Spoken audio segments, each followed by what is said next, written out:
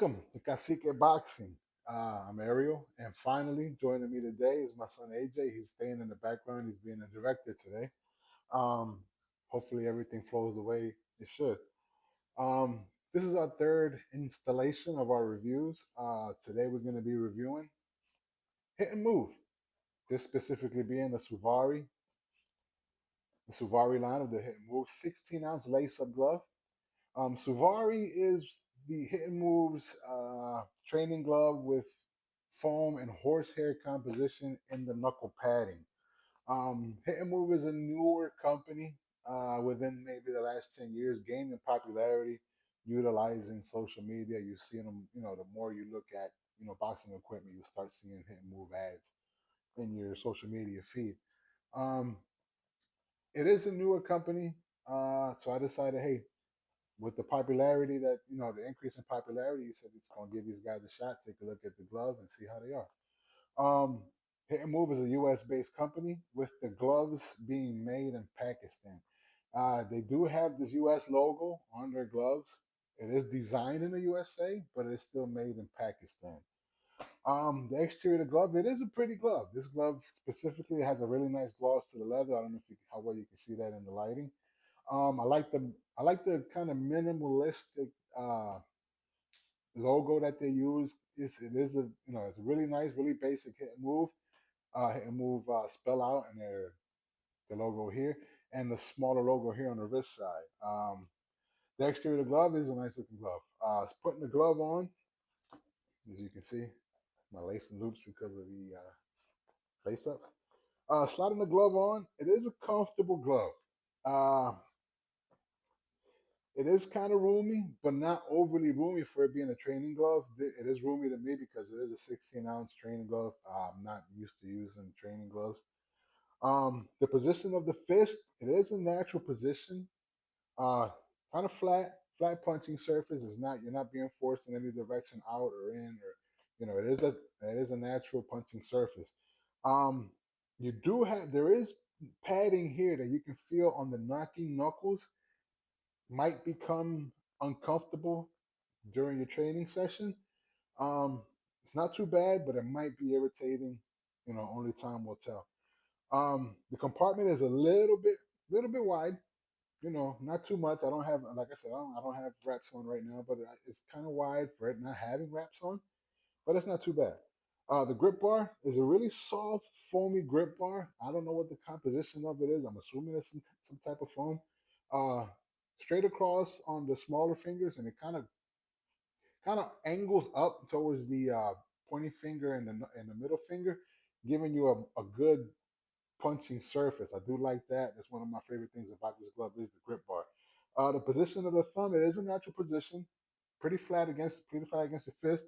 You're not angled out, angled in, anything like that. It's really natural. Um, Not too wide, pretty comfortable. You're not going to be thinking of it when you're using it. The thumb seam, not tight. Again, comfortable as it should be.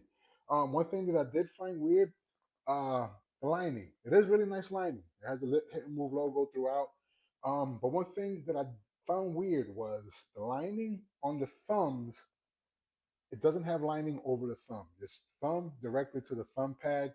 Found it very different. I thought it was defective at first when I first got the glove, and I looked at the other glove, same thing. The lining goes straight up across, but not to the thumb. So keep that in mind if that's something that you think about. Um, the finger compartment itself, it's not short. I don't have long fingers, but my fingers do reach the end of the finger compartment. It's not uncomfortable, but then again, it doesn't have any padding or any rolled up leather or anything like that to give you any comfort, but it's not uncomfortable at the same time.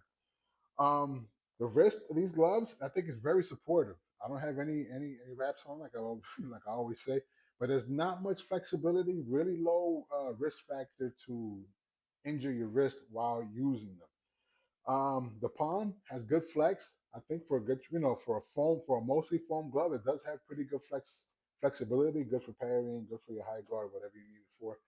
Um, the length. The length of the glove is pretty average. It's not very long, not very short, which I do like short gloves personally. But it's not something you're thinking about while using it. It does give you plenty of movement, not very restrictive. The leather, the exterior leather of the glove, I think it's really good quality leather, cowhide leather made in Pakistan, which is what Pakistan, pretty universally uses a good cowhide leather. You don't get that Mexican smell, like you do when you open up a brand new pair of Mexican gloves, but obviously. Uh, does have a really good shine, really good quality leather. No drying yet, no chapping, no flaking. Same thing goes for the logos, the printed logos. No flaking, no fading, anything of that nature just yet. I have been taking care of my gloves. I clean them up after every use, and maybe eventually it will naturally, like all like most other gloves. But this glove here, so far, is holding on pretty well. Um, the glove itself, being foam and horsehair mix, it is a pretty good protective glove. Now, it does have a small bit of horsehair in its composition, so you do feel impact, but I still would classify this as a protective glove. You can't use it for sparring. You can't use it on the bags with no issues, and really low risk glove. The protective padding for the glove itself, I would say, it's kind of thin. The wrist padding, it is kind of thin for a training glove, but the fact that the wrists don't have much flexibility to begin with, I don't think it'll be an issue. The wrist padding is, I would say, is about a half inch, maybe a little less than a half inch thick, and the back cuff padding, which is about twice that, I would say a half inch, maybe closer to a three-quarter inch. Um, I would say it's pretty good protective padding. This is a very good protective glove. You don't have very high risk of injury. The company is doing a good job of covering, you know, injuries for their users. Um, Now this glove here, MSRP, directly from Hit and Move, it is a $249 glove. Uh, do I see this glove being $249? I do not. I wouldn't pay more than $200 for this glove. Um, I don't see anything special. It is a protective glove. I think it's one of the more protective gloves that I have in my collection. But I don't see anything that tells me, hey, I'm willing to pay $250 for this glove. To give it a score out of 10, a cacique score, like AJ called it earlier, I would say it's a 6.5 out of 10. It is a fair score for this glove. It's a really safety oriented glove, very protective of the user, very protective of the people that it's being used against. Um, but I don't see $250 quality at the same time. I think you can find better quality gloves at that price, but you also can do worse. Um, with that being said, this is the review for our Hit and Move gloves, Hit and Move Suvari.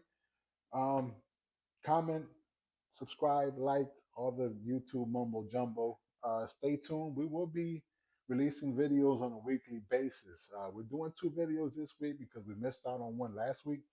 But uh, but yeah, we'll be stay tuned. We'll be releasing videos on a weekly basis, and who knows what's next.